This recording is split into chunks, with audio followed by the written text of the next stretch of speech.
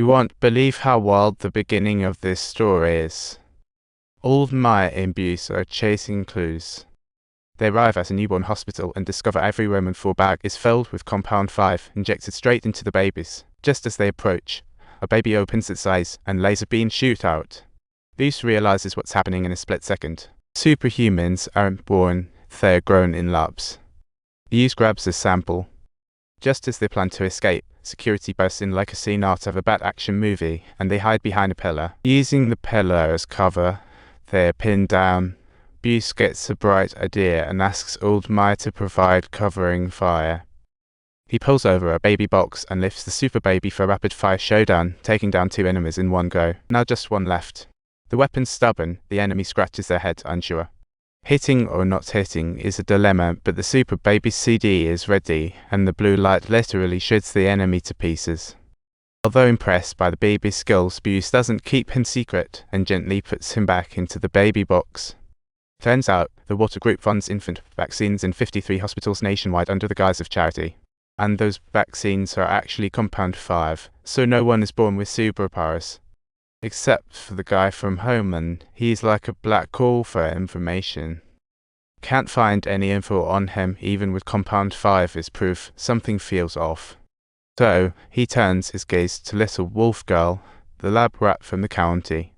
But since Little Wolf Girl can't talk, this poses a challenge for everyone until a TV show sparks inspiration for Old Maya. So, they approach the chubby individual in front of them, who goes by the nickname the Empath. As long as he touches someone, he knows exactly what they're thinking. The Count is mute translator, but why would such a proud superhuman comply? Old Maya has anticipated this, stretching out his hand invitingly for the Empath to delve into his thoughts. Theo is the Empath's daughter, currently imprisoned in the youth detention center where Old Maya once worked. If the Empath agrees to help, Old Maya can pull some strings to let him see his daughter once a week. They then proceed to engage in some profound mind-reading exploration on Little Wolf Girl. The Empath touches her hand and instantly senses the fear inside her. Little Wolf Girl's painful memories are resurrected, and she goes wild in seconds. She snaps his hand, but thankfully Frankie is there to keep her calm. He finally calms down, but the Empath just sits there like a lump. It's not like he's a butler. Old Maya tries to play hardball, threatening to break his other hand if they stop. Caught in a bad situation, he reluctantly agrees after some makeshift bandaging and uses his other hand to sense. This time, Little Wolf Girl manages to suppress her fear, revealing her true identity to everyone. It transpires that it's a gathering spot for terrorists indeed. Little Wolf Girl is among them. The water group isn't just making superheroes, they are manufacturing supervillains too. After all, someone needs to commit crimes for those superheroes to have their backstories. Buse suggests erasing Little Wolf Girl immediately. Terrorists are never easy to handle. Not to mention she's superpowered. But Frankie believes she has a good nature. He tries to have her confess who she is, but Little Wolf Girl just can't speak up. Out of options, she grips the Empath's hand, asking for another sense check. This time, the Empath sees an island. It's where she grew up. Terrorists killed her parents and kidnapped her and her brother. They were forced to join the group. She just wanted to find a chance to rescue her brother. Upon learning the truth, Buse backs off.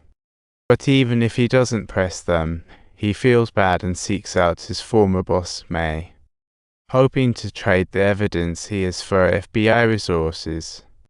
May surely knows Buse's appetite, but couldn't believe it was this outrageous.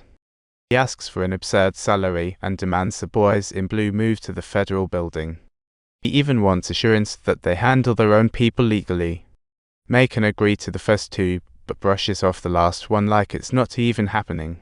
As if that's Homelander pissing him off means trouble for millions. Buse didn't expect May to shoot him down like that. So he decides to go solo while the water group seems to be on a good roll. The Empath snaps pictures of the boys in blue and hands them over to Homeland.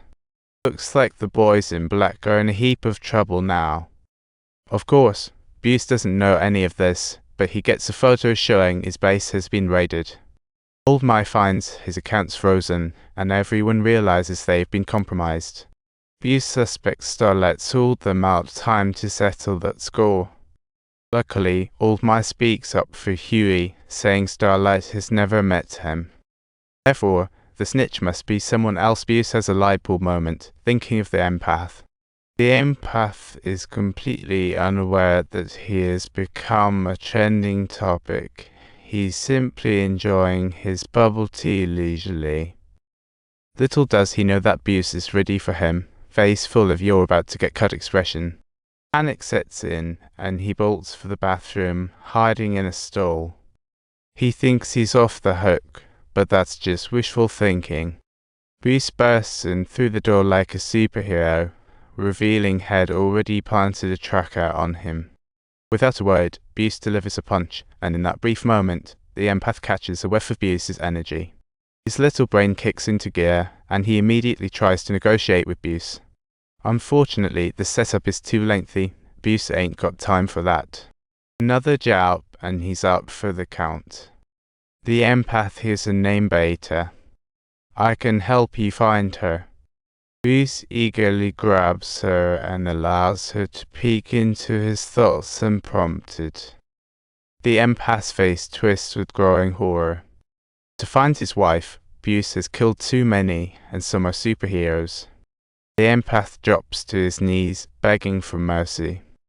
Unfortunately for him, he's crossed a killing machine. Buse grabs his head and slams it into the sink repeatedly. Each subsequent slam becomes even harder, until the empath can scream no more and Buse finally stops. In a daze, he remembers his wife. They were once a fairy tale couple. But then Holman shattered that dream. 8 years ago, they took his wife, Becca, into their office. 3 hours later, Becca came out disheveled and vanished forever. He suspects that Holman has already gotten rid of her, but Holman asserts that they are not taking the blame for this particular incident, because they are also hunting for Becca. They know Becca is the source of conflict between Buse and themselves. Seeing that they are being shady, they have to look elsewhere. As danger looms, Holman consults Dr. V. Dr. V knows why he's here and has no intention of hiding it. 8 years ago, Becca ended up pregnant with Holman's child. The baby grew disturbingly fast and burst out before it was due. With that volume of blood loss, nobody could survive. The baby lived for less than 10 seconds. If you enjoyed this video, please give it a thumbs up and subscribe to the channel. See you next time.